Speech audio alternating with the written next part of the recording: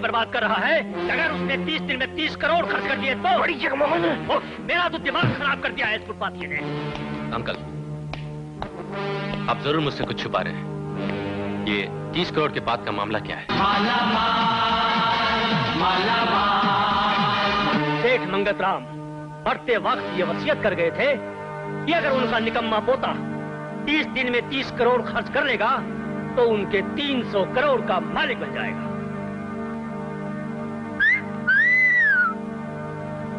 300 करोड़? और वो इलेक्शन भी सिर्फ इसलिए लड़ रहा है कि बाकी के 10 करोड़ रुपए खर्च करके वो आसानी से 300 करोड़ का मालिक बन जाए। हाँ, बात समझ में। और साईं, अगर किसी तरह से ये 300 करोड़ रुपया हमारे हाथ में आ गया नहीं तो हमारा तो बुढ़ापा समझ जाएगा और तुम्हारी जवानी की सारी उम्मीदें पूरी हो जाएंगी।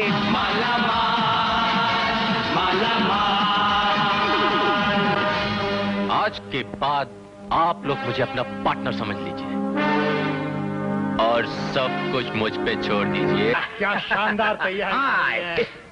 खर्च में कोई कमी तो नहीं आई गोविंद? किसे कह रहे हो?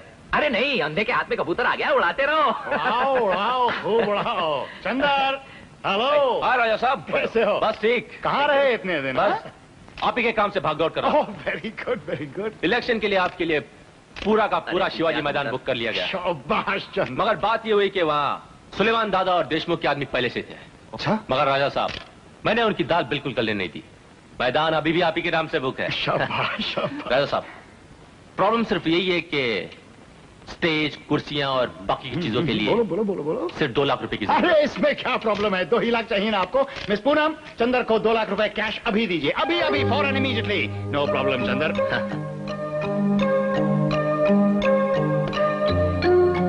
ये लो 2 लाख, इसकी रसीद? रसीद भी मिल जाएगी। इतनी बेरुखी से नहीं, जरा सा मुस्कुरा कर।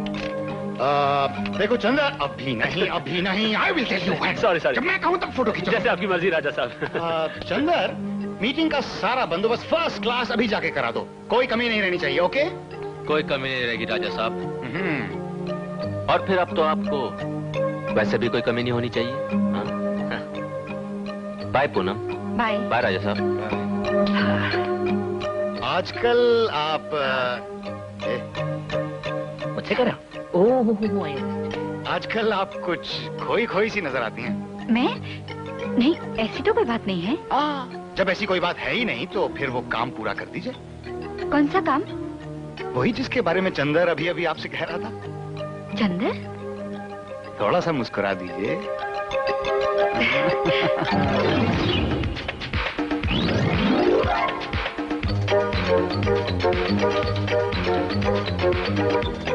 Catch Govind, catch. यार देख, ऐसी फील्डिंग करेगा तो हार जाएंगे।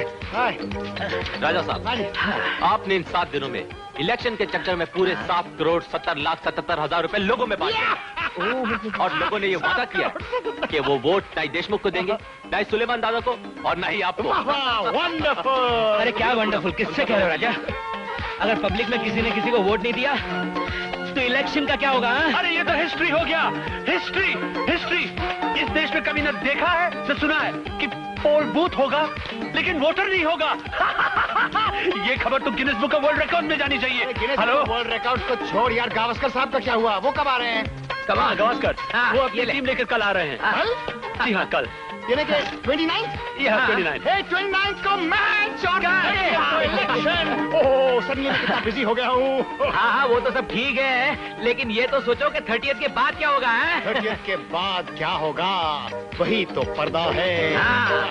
और जब पर्दा उठेगा तो वही 50 पैसे जेब में होंगे, वही शेट्टी का रेस्टोरेंट होगा और वही फॉर्मूला 88 होगा। ये नहीं सोचा? खुश हो रहा है बेवकूफ।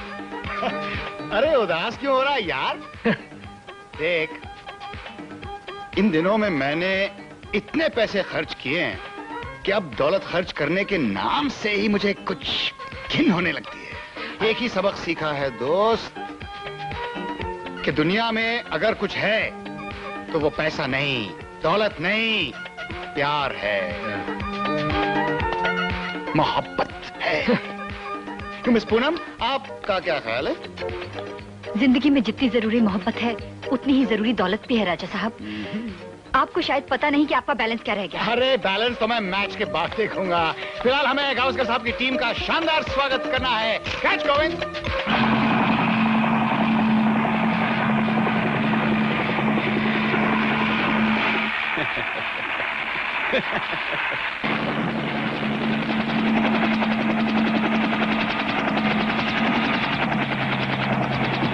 धारावी 11 की तरफ से स्वागतम।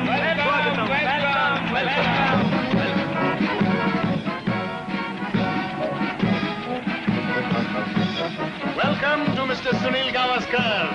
आइए सर।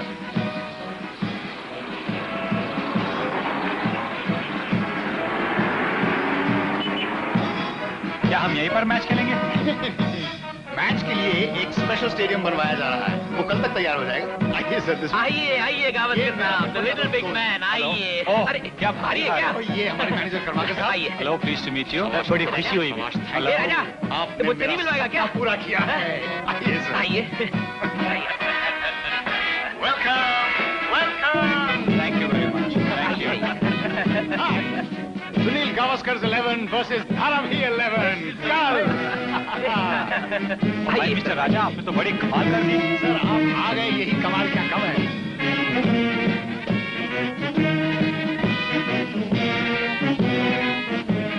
गावस्कर साहब, प्रेस वाले सब उस बालकनी में बैठे। ओ सारे एक्सपर्ट्स। पर वोट किसी को ना दो। वो देश में एक ऐसी लहर फैला देना चाहता है कि जिससे गरीब जनता को ये विश्वास हो जाए कि जितने भी लीडर लोग कुर्सी पर बैठे हैं वो नोट देकर वोट लेकर ही बैठे हैं। मुलजिम ने भोली भाली गरीब जनता का दिल जीतकर देश के नेताओं के खिलाफ उन्हें भड़काया। अब आप ही बताइए जज साहिबा कि अगर इस देश में इलेक्शन होगा नहीं और वोट देने के लिए कोई नहीं आएगा तो इस देश के नेताओं का क्या होगा? और जब देश में नेता ही नहीं होंगे तो इस देश का क्या होगा? इस देश के कानून का क्या होगा? इस समाज का क्या होगा? लिहाजा मैं इस अदालत से अपील करता हूँ कि इसे सख्त से सख्त सजा दी जाए। That's all your honour. Mister Rajkumar Saxena, आपको अपनी सफाई में कुछ कहना है? वकील साहब का इतना बड़ा भाषण सुनने के बाद मुझे अपनी गलती का एहसास हो गया। मुझे ऐसा नहीं करना चाहिए था। मेरी वजह से मुक्के और नमस्ते दोनों को जो तकलीफें हुई, जो मुश्किलें पेश आईं, मैं उसके लिए उनसे तहे दिल से अंगूठा झुकाकर माफी मांगता हूं। और इन सज्जनों ने जो हतक इज्जत का दावा मुझ पर किया है, मैं उसे कबूल करता हूं। और इसके एवज में अदालत जो भी जुर्माना तजवीज करना चाहे, मैं उसे भरने के लिए तैयार हूं। अदालत मिस्टर राजकुमार सक्सेना को 5 लाख रुपया हर्जाने के तौर पर इसी अदालत में जमा करने का हुक्म देती है।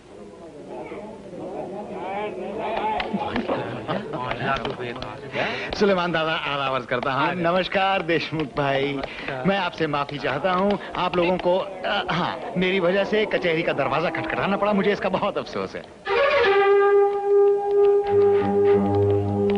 मुझे क्या मालूम था कि बात यहाँ तक पहुँच जाएगी। खैर, मैं आप लोगों को अपने क्रिकेट मैच के लिए बुलावा देता हूँ और ये भी ऐलान करना चाहता हूँ कि मैं इस इलेक्शन से अपना नाम वापस ले रहा हूँ। अब कल मैच में आपके दर्शन होंगे।